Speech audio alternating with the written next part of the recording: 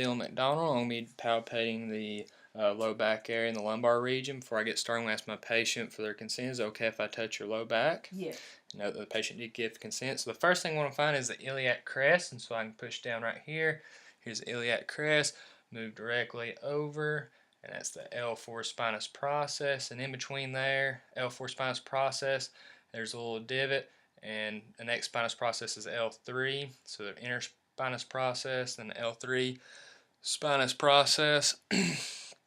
And then I can go directly off that laterally and go past the rectus spinae muscle and push deep down, and that's the transverse process of L3.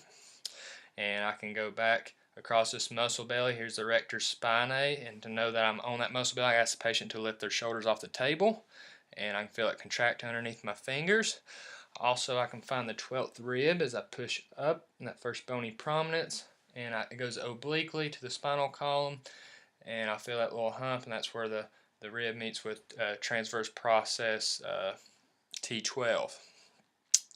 And then also I can find the quadratus lumborum runs between the iliac crest and the 12th rib. I can strum across that, and I can ask the patient to lift their hip toward their ear, and I can feel that muscle belly contract underneath my fingers. And then also between the spinous process and the transverse process, if I go deep from the rectus spinae to the lamina groove, and I can feel that dip in between there, spinous process and transverse process. And then also I can go and find the L5 facet joint, so iliac crest over to L4, and then go to L5, and in between L5 and the PSIS, I can go in between there, and this is the L5 facet joint.